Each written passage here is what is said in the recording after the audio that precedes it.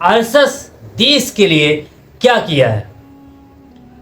सारा दुनिया जानती है, सारा देश जानता है कि आरएसएस जब अंग्रेज गुलाम थे तो इनका चाटुकारिता किया करता था, मुखबिरी किया करता था, सावरकर जैसे लोग पेंशन लिया करते थे। आज ये देशभक्ति का नारा लगा रहे हैं, जो देश की स्वतंत्रता आंदोलन में कभी भी हिस्सा नहीं लिया। तो आज की इस वीडियो काफ़ी इंपॉर्टेंट वीडियो है और ये वीडियो आपको पूरा देखना चाहिए और इस वीडियो को आपको समझना चाहिए, क्योंकि आज मैं एक ऐसे व्यक्ति से मिलाने वाला हूँ जिसने 10 साल तक आरएसएस में संघ में जुड़ा हुआ था और ये किस कारण से आरएसएस को छोड़ दिया। तो ये पूरा वीडियो देखेंगे तब आपको समझ में आएगा कि आरएसएस वास्तव में क्या है, किस तरह से ये काम करती है। कई बार लोग ये पूछते हैं कि आपने राष्ट्रीय स्वयंसेवक संघ को क्यों छोड़ा, उसकी क्या वजह है। तो उसकी कई वजह हैं। आज मैं आपको वो 10 कारण गिनाना चाहता हूं जिनकी वजह से मैंने आरएसएस को छोड़ा। सबसे पहली बात तो ये है कि वो लोग अवैज्ञानिक बातें सिखाते हैं और मेरा सबसे पहला जो उनके साथ एक विद्रोह जो शुरू हुआ, बगावत जो शुरू हुई, वो उन्हीं बातों पर शुरू हुई कि आप जो स्कूल में पढ़ाया जा रहा है और जो आप शाखा में सिखा रहे हैं वो दोनों मेल नहीं खाता है। वहां पर हमें ये सिखाया जा रहा है कि सूर्य आग का गोला है और आप सूर्य नमस्कार करवा रहे हैं और उसको देवता कह रहे हैं, और वो ये भी आप बता रहे हैं कि हनुमान जी इतने पावरफुल थे कि वो सूर्य को निगल गए थे। तो किन बातों पर हम विश्वास करें? तो अवैज्ञानिक बातें इस तरह की बहुत सारी सिखाई जाती थी।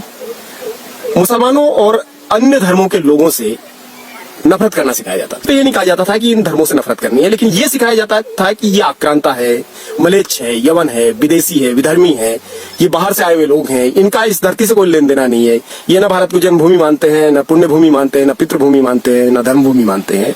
तो इस तरीके से अन्य धर्म के लोगों के प्रति नफरत का भाव भरा जाता था। तीसरा एक कारण ये भी था कि उनको बौद्धिक चीजों से ज्यादा शारीरिक चीजों पर उनका जोर था। प्राथमिकता में वो चीजें थी कि आप जिस्मानी तौर पे मजबूत हों, न कि आप दिमागी तौर पे मजबूत हों। तो आप शारीरिक कीजिए, व्यायाम कीजिए, एक्सरसाइज कीजिए, लेकिन दिमाग कम इस्तेमाल कीजिए। फिर वहां पर जो हेजेमनी थी, जिन समुदायों का कब्जा था, खास तौर पे कहने के लिए समग्र हिंदू समाज था, वृहत्तर हिंदू समाज की बात की जाती थी, लेकिन संघ में मैंने ये भी पाया कि वहां पर अपर कास्ट हिंदुओं का पूरी तरीके से वर्चस्व है और उनमें भी खासतौर पे ब्राह्मण और बनिया समुदाय पूरी तरीके से वहां पर उन पर हावी है। उन्हें विचारकों से बिल्कुल नफरत है, उन्हें केवल प्रचारक चाहिए। जो कुछ नागपुर से कह दिया जाए वैसा का वैसा नीचे तक आना चाहिए, ऐसा उनका भावना रहती है। और संविधान को वो नहीं मानते। उनके लिए मनु महाराज हैं, मनु भगवान हैं, महर्षि मनु है, और मनुस्मृति उनका आदर्श ग्रंथ भी है। और शाखाओं में, कार्यक्रमों में, संघ के विभिन्न प्रकार के आयोजनों में ये गीत भी गाया जाता है कि मनुष्य तू महान रे, तू मनु की संतान रे। तो वो मनु को इतना ज्यादा जोड़ देते हैं और एक तरीके से मनुवादी लोग हैं और जाति को विशिष्टता मानते हैं, वर्णों का पूरी तरीके से समर्थन करते हैं। उनकी कथनी और करनी का फर्क भी मैंने बहुत साफ तौर पे देखा। हम लोगों को मोटिवेट करके, हम लोगों में बलिदानी भावना भर के हमको भेज दिया उन्होंने अयोध्या की तरफ, ट्रेन में बिठा दिया, और हमको मोटिवेट करने वाले लोग या तो भीलवाड़ा ही रह गए या फिर अजमेर तक साथ चले और अजमेर से वापस आ गए। तो वो दूसरों को इन चीजों में झोंक देते हैं और खुद को बचाए रखते हैं।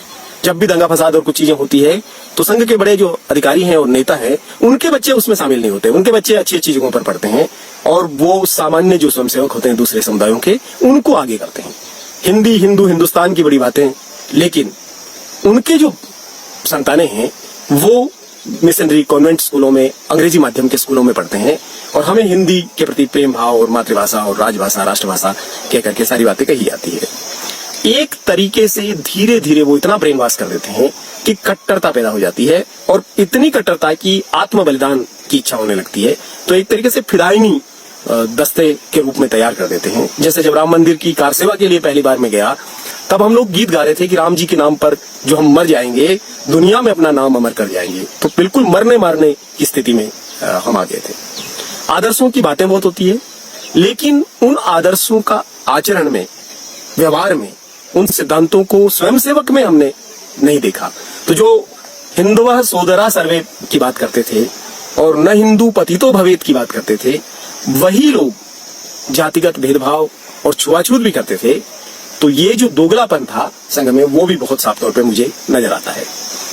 और आखिरी बात जो कि एक बड़ा कारण बना और जिसकी वजह से मैंने पूरी तरीके से संघ को छोड़ा, वो कारण व्यक्तिगत रूप से मेरे साथ जो जातिगत भेदभाव और छुआछूत किया उन्होंने। अस्थि कलश यात्रा में आए, मेरे घर में खाने से इनकार किया, पैकेट बनवा करके ले गए और उन खाने के पैकेट्स को भी रास्ते में फेंक करके चले गए और वहां आगे जाकर के दूसरे गांव में अपर कास्ट हिंदुओं के यहाँ खाना बनवा करके रात में उन्होंने खाया। और जब इस बात का विरोध मैंने किया, जब इस बात को उठाया, मैंने सवाल पूछा कि ये क्यों किया मेरे साथ, तो उन्होंने उसको सुना ही नहीं, बिल्कुल नजरअंदाज कर दिया।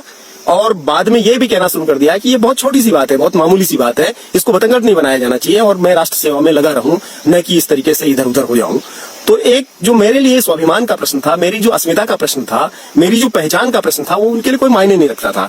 उनके लिए वो बहुत छोटी सी बात थी और वो जो बहुत छोटी सी बात थी वो मेरे लिए बहुत बड़ी बात हुई और मैंने उसका पूरा संघर्ष को जारी रखा। और मैंने ये महसूस किया कि उनकी हिंदू हिंदू भाई भाई की बातें महज लफाजी मात्र है। न उनको कोई समरस समाज बनाना है, न समतामूलक समाज बनाना है, न बराबरी लानी है, न संसाधन सबको देने हैं, कोई लेना देना नहीं है। उनको वर्ण व्यवस्था, जाति व्यवस्था पर आधारित रूढ़िवादी हिंदूवादी पूरा एक व्यवस्था बनाए रखनी है। और उनका पूरा जो हिंदू राष्ट्र है वो एक तरीके से ब्राह्मण राष्ट्र है, जिसमें ऊपर के 3 वर्ण राज करेंगे और चौथा जो शूद्र वर्ण है वो गुलामों की भांति होगा। और जो अतिशूद्र है, अछूत है और आदिवासी हैं, उनका तो कोई मायने ही नहीं होगा, वो तो बिल्कुल 2M 3M दर्जे के लोग होंगे। यही पूरा उनका एजेंडा है और उसी दिशा में संघ आगे बढ़ता है।